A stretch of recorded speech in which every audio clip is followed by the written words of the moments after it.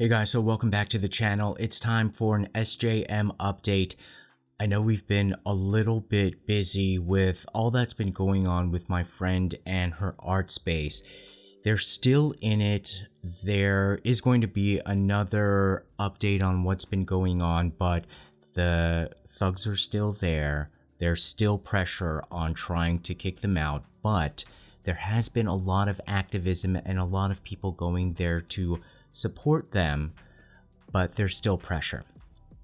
But we have to keep giving you updates on what's going on with SJM because his father has really put the foot on the gas.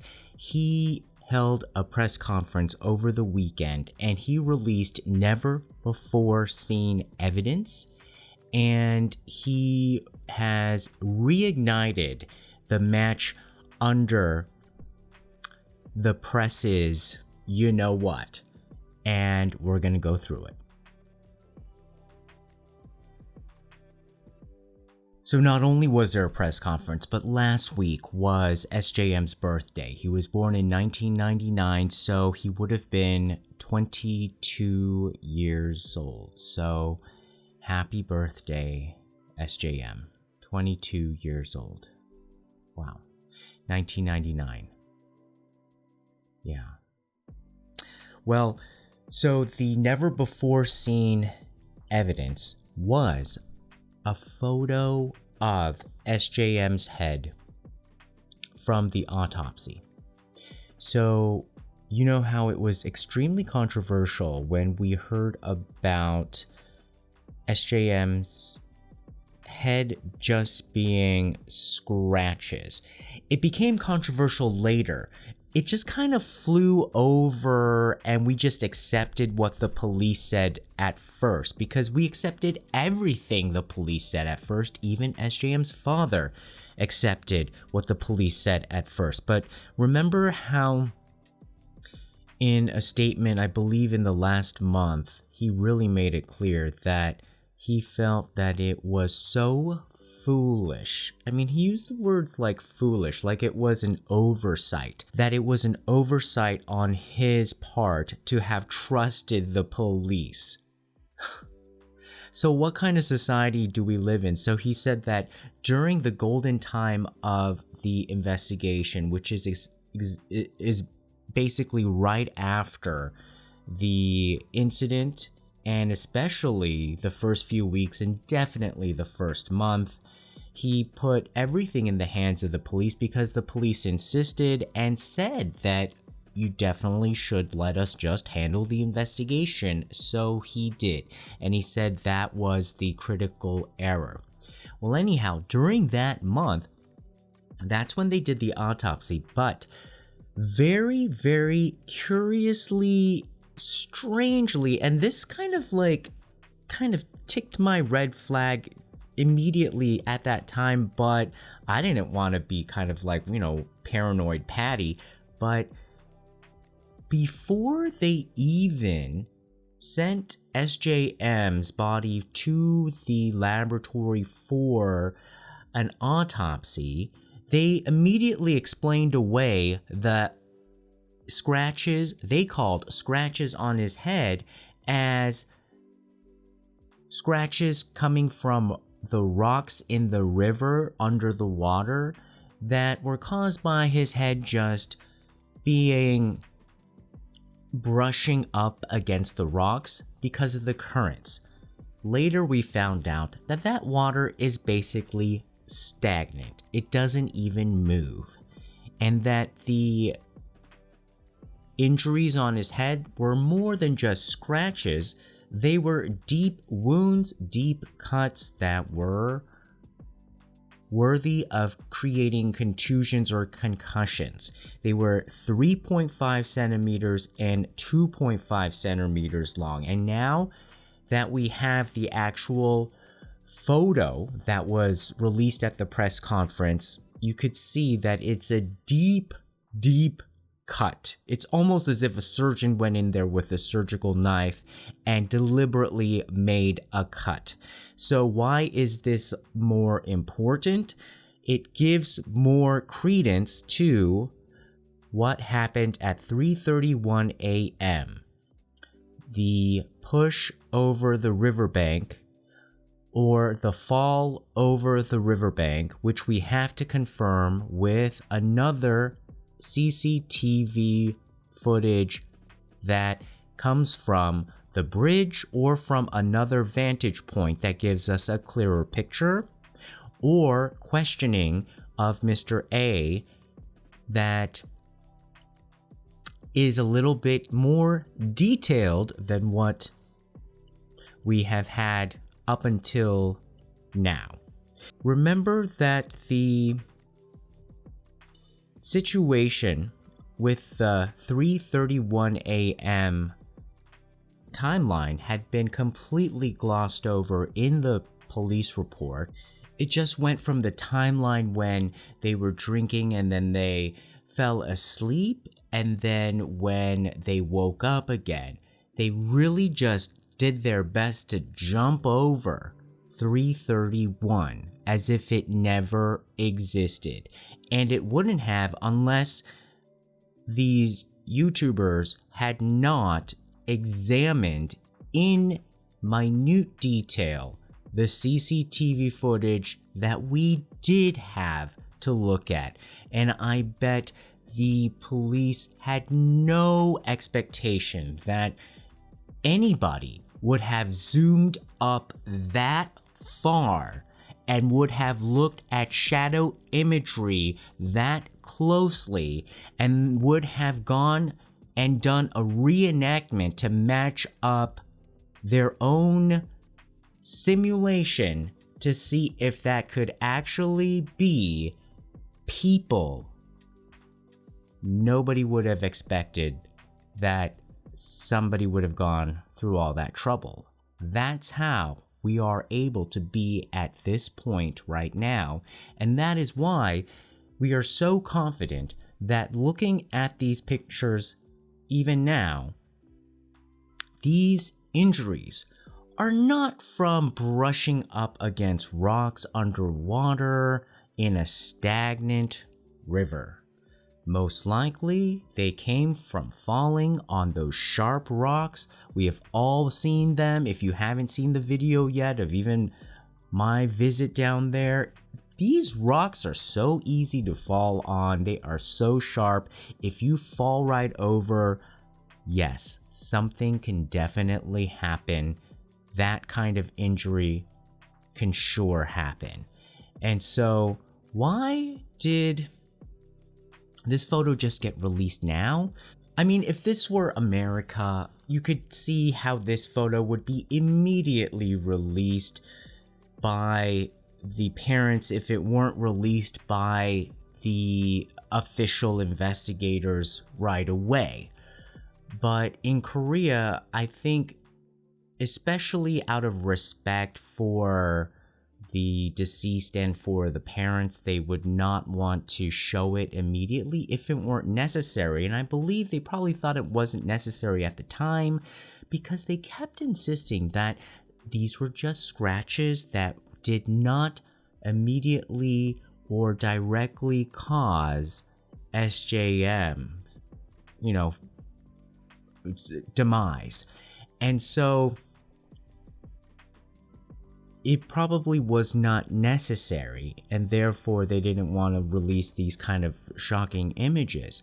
But now, that just seems to be a way for them to have, they as in the police and investigators, to have manipulated the situation to play right into their hands, because that is such damning information. If you look at this photo, and that's what SJM's father is saying, anybody can look at this photo and see that it is completely obvious that there is more to the story, and that this type of injury is a very serious injury. Somebody who has sustained this type of injury does not just then walk up from this type of injury and then walk into the river and prance and say, "Oh, how refreshing the water is." If you knocked your head that hard with those kind of gashes, do you think an hour or two later you're gonna be prancing around and splashing with your clothes on, with your wallet inside, with your face mask inside, your pants, with all your clothes on, splashing and going, oh, how refreshing this dirty river is with slippery rocks and eels inside? No. So the case is now handed over to the prosecution, and SJM's father at this press conference also said that he does not trust that the police have handed over adequate information, adequate reports. He doesn't even know what they handed over because he doesn't even know what they did. He said that he just got back literally like, like when somebody hands in like, like one of those kids, like they basically didn't do their homework and they just like wrote like 3 words on like a page where you're supposed to write everything. He literally said that they did not do their investigation, the follow-up investigation. They totally did not lift a finger. And so it looks like that what they're handing over to the prosecution and is really nothing. And when you really think about it, do you really think the police is gonna give the prosecution all of this evidence that's going to basically give ammunition to the prosecution to say the police did not do a good job? Already, like I said in the previous videos, the police and the prosecution do not like each other. They're always at war. And the police and prosecution have this hierarchy, this kind of resentment towards each other, where the prosecution is like the elite, the police are kind of like see themselves as the underdog, the police want to have more power. And like before this whole thing started, I've felt that the police should have more balance of power because we have seen the prosecution abuse their power, and that kind of power has gone unchecked in Korea as well. But it kind of just seems now that the police just also want to just abuse power in the same way, and so we'll just have 2 spheres of corrupt power planets. And so I don't know what to think about that either. Right now we just need to kind of focus on this case being resolved. So in this press conference as well, they said that they wanted to bring up some salient points, and I think one of you in the comments said that it would be nice to get a brief rundown to kind of refresh ourselves of the main points of what we're focusing on during the evening. Well, SJM's father said that it was very horrible that the police would not even show him 5 minutes of CCTV footage that he asked for, and that's essentially probably the most important 5 minutes, 3:31 a.m. to 3:36 a.m. So 3:31 a.m., one person falls over the riverbank. 6 seconds later, another person jumps or falls over the riverbank. 3:35 a.m., only one person comes back up and then goes back and forth on the river slope twice. So it's as if like they're going back and looking, 3:35 a.m. 2 minutes later, 3:37 a.m., Mr. A is alone on the grassy knoll speaking on the phone to his parents. How do we know this? We have a photo of it. Total coincidence. Someone was taking a picture of the moon. How do we absolutely know? We have the confirmation of the flash that they took in the CCTV footage. But in this photo, there is no sign of SJM, even though Mr. A said in his testimony that he was lying right down on the grassy knoll with SJM trying to wake him up. And even Hot Daddy's show did a reenactment to that nature, but that was a total lie. 4:30 a.m., Mr. A exits the bunny tunnel alone. 5:12 a.m., Mr. A's parents and Mr. A go back to the grassy knoll and the riverbank. After Mr. A did a whole express trip back home, even like hopped into bed, allegedly hopped into his own bed, hopped right back out, and then is back at the park in 42 minutes. That is some fast movement. 5:29 a.m., Mr. A's mother calls SJM's mother. 5:34 a.m., Mr. A and his father search the riverbank area. Like we said, at 3:37 a.m., Mr. A's alibi does not match his testimony. He said he called his dad and said he was trying to wake SJM up and that SJM wasn't waking up, but SJM was nowhere to be seen. The day after the incident, he remembers a ton of facts and his story about the night has been recorded when the two families meet up. But then when the lawyer is hired, he suddenly has a 7-hour blackout. And yet all of this is not really investigated by the police. He is not questioned and probed by the police. Now here's where it gets really sketchy, because this is actually new evidence that is just totally I think minimized, when I think this is crazy. Okay, remember Mr. A's controversial phone. Where's his phone? We're all like, where the heck did your phone go?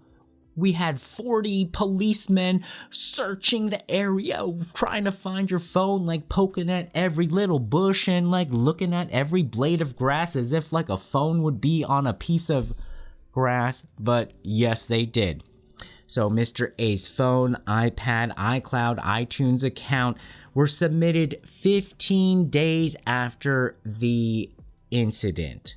So the team on SJM's side is asking, why were they allowed to turn it in so late? And why was it reported that the phone was lost? And why did they send a 40-person manhunt for it? And why did they say that a sanitation worker reportedly found it on May 11th when in actuality it was submitted to evidence on May 9th? Now this rankles me so much because I spent a lot of time on that video. I spent so much time on that video, Mr. A's mystery phone, because all of those dates were jumping back and forth. This is why. Remember, even the story of the sanitation worker, his dates were going back and forth. He said like, oh, I think I found it on May 11th. No, maybe it was May 9th, but I kept it in my locker until May 30th. So what happens now to the May 30th? They don't even mention that. We left this story the last time that the sanitation worker brought the phone back into existence to us on May 30th. Well, it turns out that the police had this phone on May 9th? Well, how can this phone be in two places at once? In police possession on May 9th and in the sanitation worker's locker also on May 9th and turned in on May 30th. This is so egregiously untrue. This itself, I think, needs to be investigated in terms of the police need to be on trial. How come they never get to be on trial? Why? Why can't we question them? Why? There should be like a customer satisfaction department, shouldn't there? Alright, let's move on. So SJM's father was also suspicious the moment that Mr. A answered SJM's phone. So they were on to him like, the morning of. And he knew that he would meet him in the bunny tunnel, and he said that he wanted to see his expression. And SJM's father was also suspicious of Mr. A's father's path that goes to that wooded area, and where a lot of YouTubers were also analyzing the footage and saying that it looked like there was a transaction being made with Kabang Man, which basically means bag man, because he was kind of holding like, one of those bags. And yeah, actually people who kind of carry like those kind of bags are like old school, sort of like little bit gangster bags, like where like you kind of carry money in, or like you're going to get some money and put it in there. I don't know. So people thought that that was a little bit sus, and it looked like they were doing a quick transaction, like probably like a cash transaction, and that he was probably, if the theory holds, like there was a cleanup crew that had orchestrated a very quick cleanup, that he was probably the manager and that he needed to get paid. And so in this map that he had at the press conference, it also included the theory that the father of Mr. A had met up with Mr. Bagman. Alright guys, what do you think? Leave your comments below. Like, share, subscribe. We'll see you next time. It's heating up. It's heating up. We really have to do something to fix things here. Alright guys, we'll see you soon. Bye-bye.